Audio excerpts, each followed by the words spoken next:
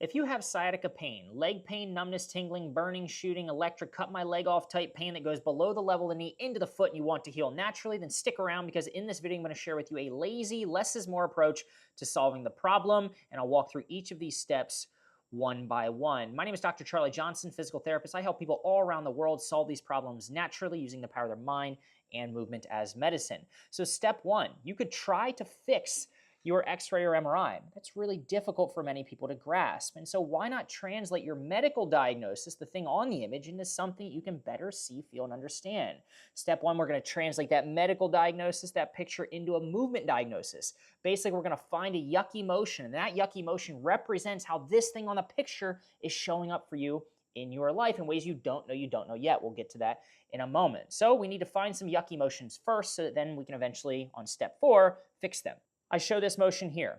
There are several motions that are commonly painful in folks who have sciatica. The leg raise is almost always painful because if the leg raise is not painful, this motion you see here, then you can be 95% or more sure that sciatica is not causing your pain. You can rule it out. So this is often a painful, yucky motion. It could be painful on one or both sides. But what I want you to do first is I want you to go through each of these motions. The back bend is often problematic because sciatica is a symptom, usually of a disc problem, a joint problem, something like that. And so the back bend often pinches down or irritates the sciatic nerve. The leg raise tugs on the sciatic nerve, causes pain. And the figure 4 pulls on some muscles around the sciatic nerve, such as the piriformis. And so these are the painful motions in most cases. So chances are, as we test each of these, you will have at least one yucky motion. Go through, record which motions are yucky and to what extent they are yucky. Is it a low yucky? Is it a medium yucky? Or is it something that's really yucky and or painful? Let's walk through them one by one. So the back bend, stand on up. First thing, I'm going to have you back bend center, feet shoulder width apart, hands on hips, bend straight backwards. Is it yucky or is it not? If so, is it low, medium, or high on the painful yuckiness scale? Then go ahead and twist your trunk to the right and bend straight backwards. We call this a rotation extension test to the right. Then go ahead and rotate fully to the left first and then bend straight backwards to the left. Record any yuckies and how yucky they are. Now let's go ahead and let's do the leg raises. So maybe try this on the pain-free leg first. See how that goes. Just one rep. So you start with your heel on the ground. This is the end position you see right now. Start with your heel on the ground, pull your toes up, raise it up. How does that go? And then do it on the symptomatic or painful side. Is it painful? Is it not? Again, if it isn't, chances are you don't have sciatica. It's probably another conversation for another video diagnostically, but you will often find that it is. If so, how yucky is it? And then finally, figure 4. So go ahead, try to cross that ankle up onto the knee as if you're trying to tie your shoes or cut your toenails or something like that, and record what's yucky and to what extent. So now that we have translated that thing on the image into a motion that is yucky, then we can focus all our time and attention in tracking that and then fixing that. So you could get repeat MRIs every week, but that would be very expensive and wouldn't make a whole lot of sense. Probably freak the heck out of you. So instead, why not just do something that takes no time and energy and there's no money or costs associated with it, and just recheck your yucky motion week to week to see if your yucky motion is getting better, staying the same, or getting worse. So you can't manage what you don't measure, so let's come up with a tracking system. Here's what I mean, here's what I would do. You went through and you identified your yucky motions, either one or maybe there were several, right? Just pick the top 3 up to the top 3 yucky motions. And I want you to ask yourself, remember I said, are they low yucky? Are they medium yucky? Or are they high yucky? And I want you to record them. I don't care where you record them, just record them. So this is a real example of a person I worked with. They had a yucky left leg raise and it was a 90 out of 100. It's pretty high, a 90 out of 100. But maybe for you it's a different number. Then put another one and another one. If you only have one, that is okay. Use this scoring system to record your yucky motions. And also I would recommend recording how these yucky motions show up for you in the sense of the things which trigger your symptoms. These are often things you want to get back to, but they're too painful at the moment. And give a general score to these. Is it a low? Is it medium? Or is it high? Your ability to sit or your ability to drive or stand or run or bike or hike or whatever it is, you customize this for yourself and you create a tracking system. Then the coolest thing is that we can look week to week, and instead of needing a repeat MRI or going to get special tests done, you can just go ahead and check those yucky motions and rescore your pain triggers to see if things are getting better, if they're staying the same, or they're getting worse. Obviously, if they're getting better, then you keep doing what you're doing. If they're staying the same, you're probably stuck and you might need more help from someone like myself, or if you're getting worse, you definitely need some support. All right, so this is the power of tracking things. This alone can change your inputs because a lot of people base what they do off of how they feel, what they're thinking, and the emotions. If it's a sunny day, right, they're feeling better. On a cloudy day, they feel bad. And so if you're basing your actions or the things that you're doing, given your thoughts, your feelings, instead of the data, the numbers, then it can often throw you for a loop. You'll start to do things which just don't make sense. So make sure you're tracking this objectively every single week and updating what I call your weekly tracker. And now that we have things recorded, we know what we're trying to fix, how the issue shows up for us in life, in this case, sciatica, in the form of maybe a yucky leg raise or something like that, and we record where we're at as a baseline, we can start to provide some different inputs. We can start to change some things. Now, this is how going about solving this problem might differ in comparison to what you might be used to. So rather than just starting with a bunch of exercises to relieve the back, butt, and leg pain, I like to start by doing less to get better faster. So you can heal by subtraction, which is adding all of the different exercises and stretches and best treatments in the world to the right side of the equation here to try to tip it towards healing. But why not just take the gasoline off the fire and let the body and the mind naturally do what it wants to do, which is return to normalcy, return towards healing.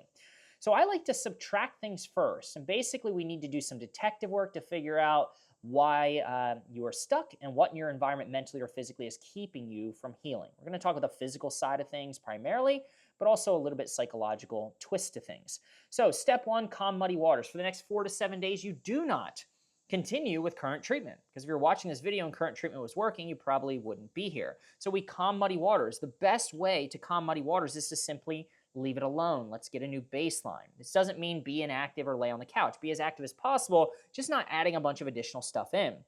And stop poking the angry bear. So if you are physically taking your thumb or a massage gun or a foam roller or a tennis ball or something like that, or paying someone to poke you in the butt or to pull on your leg or twist your back or something like that, please don't do that. Not only does this physically start to muddy the waters and provide additional inputs to the area which might be injured or inflamed, but also psychologically it reinforces every time you're searching for your pain that you're broken. So let's be careful of that.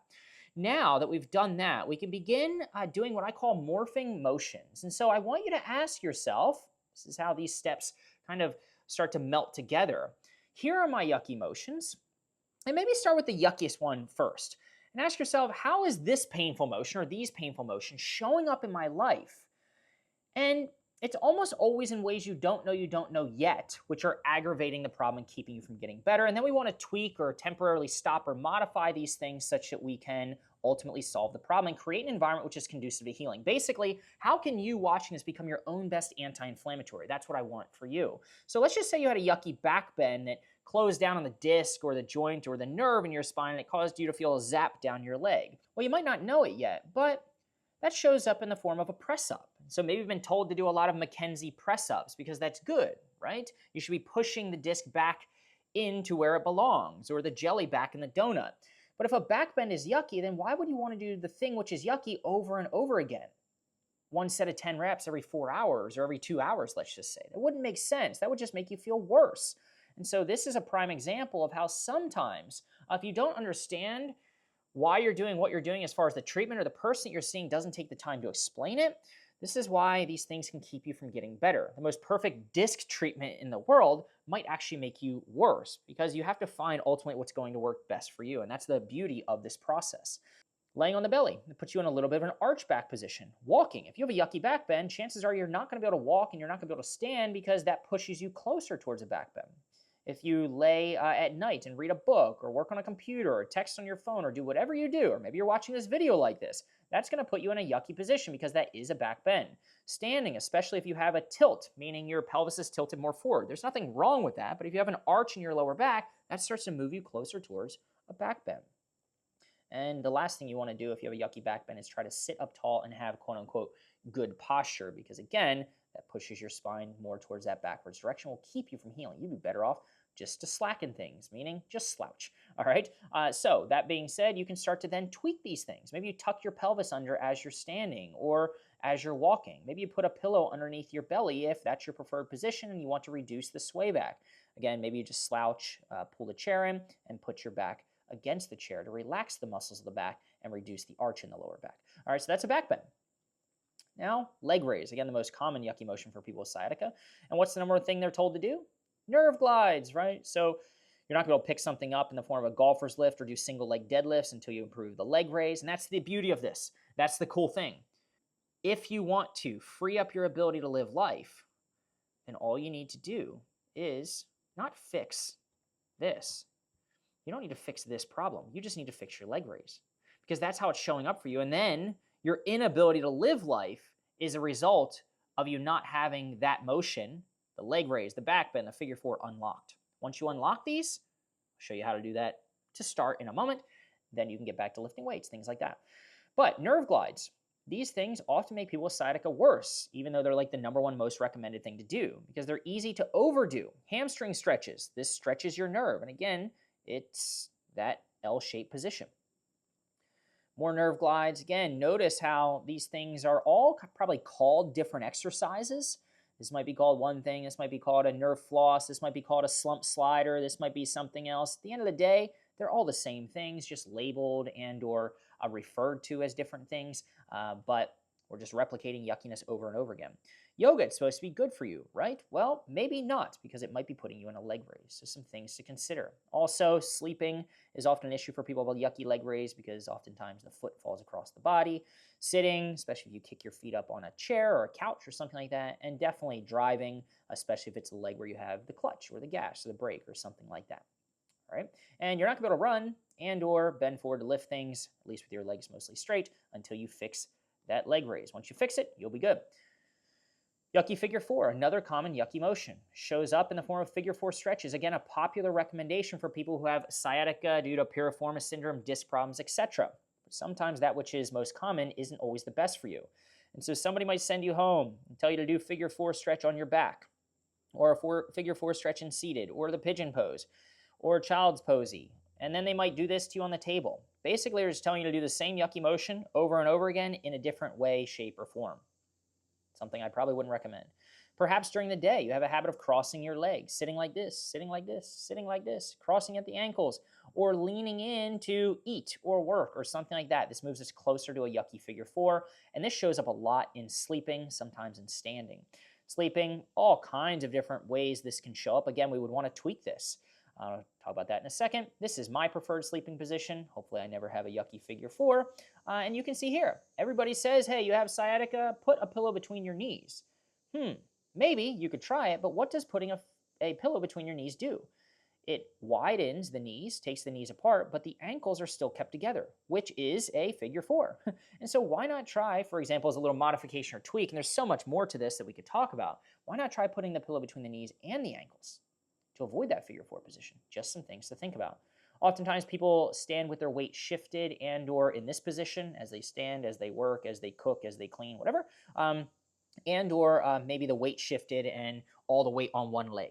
And again, this can kind of put us in that cross-legged figure four-y type of position. Not quite, but it moves us closer to that yuckiness. So that is morphing motion. So ask yourself, how are these painful things from step one, these painful motions, showing up in your life?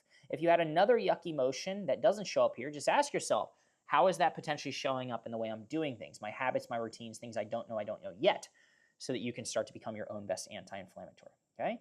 And then finally, step four, healing by addition. So now that we've unloaded the yucky side of the equation by healing through subtraction, we've unloaded that side of the scale, and look what happens. Things naturally tilt towards healing. And when this is the case, we can often find just one motion that somebody needs to do, just one pill that they need to take. Movement is medicine, consider it as such that they can ultimately heal. So here's what I want you to do. Here's how we're going to start this. And we're going to recommend that you start this given the little context that I have about your specific case, because I don't know who you are watching this. I'm going to ask you go through these motions on the right and left side of the body. So you're going to twist one time to the right and one time to the left. And as you go through each of these, you already know that you have some yucky motions. Maybe you've got a yucky figure four, a leg raise, a back bend. Just take note now of the yummy motions, the motions which are pain-free and do not increase symptoms. All right, so seated twist, right and left, just one rep. Knee to chest, pull that knee to chest up. You can lean back if you need to on the right side, then the left side. Remember, now you're looking for yummy motions. Now you're going to do the figure four on the right, figure four on the left. Maybe one figure four was yucky, but the other one was safe. Maybe one leg raise was painful, but the other one's okay. Bending straight forward, hinging forward as if trying to palm the floor. If you can't palm the floor, that's okay. You can use a yoga block, maybe an old phone book if you still have one of those, or a stack of books, something like that. And then we've got the back bend. And now what I want you to do is I want you to consider that you can use that which is yummy or safe to improve that which is yucky. Use yummy motions to fix yucky motions.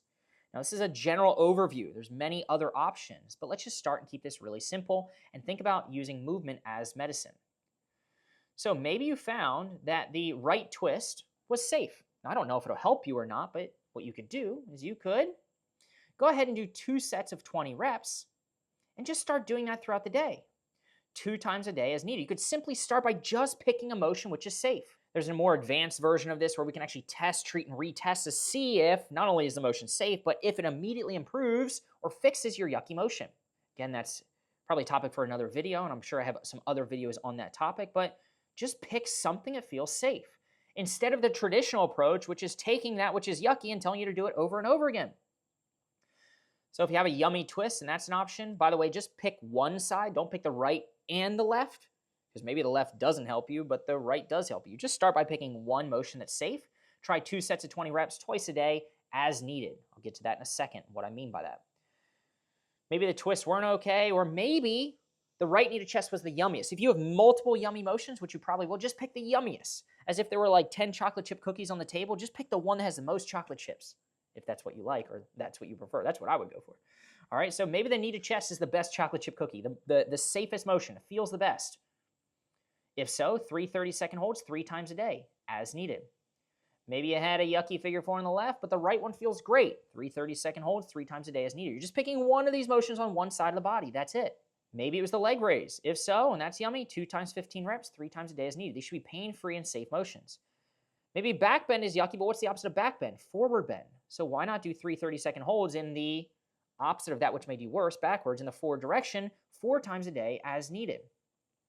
Now, it's possible if you're watching this, I just put the prescription, if you will, remember movement is medicine, below these. Even though this is likely a yucky motion, maybe it's not, and maybe that feels best for you. So pick 1 set of 10 reps 4 times a day as needed. Now, when I say as needed, remember movement is medicine, so there's a prescription, the dose, the frequency, and then timing when. Take the medicine when it makes most sense. If your symptoms are worse first thing in the morning, why not do something on the edge of your bed or in bed? If symptoms are worse at night, don't do something in the morning, do it in the afternoon or in the evening. Hopefully that makes sense.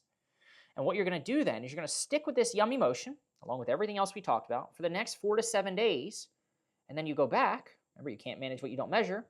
We go back and we step back on the scale, just like you would if you're trying to lose weight. We go back and we rescore. We just do 1 rep of the yucky motions.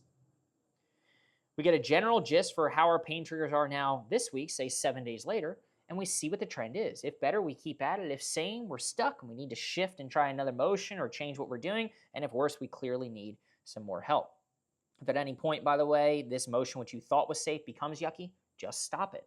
There's many other motions we could try. All right, so hopefully this is valuable. It's a pretty straightforward and simple way to go about solving leg pain, numbness, and tingling. And again, you could try to fix your disc or your stenosis and waste all your time trying to figure out what's causing it and kind of focused on that. But why not just fix a yucky motion? And then if you fix this yucky motion, you track it, not only can you tell what's working versus what's not working, but you can do less to get better faster. You can become your own best anti-inflammatory. You actually start to understand why you can't heal in the first place because you're doing stuff which is picking the scab physically and also psychologically. And then from there, you can begin to add in different inputs such you can determine the effect of those things for same, better, or worse. And the cool thing is that because you're only doing safe motions, you have very little chance of making yourself worse. So if this was helpful, let me know below in the comments. There's other videos also you can watch of mine. I'll link some of them throughout this video and probably here at the end, such you can have the best chance of healing your sciatica naturally. Thanks so much for watching. Chat soon.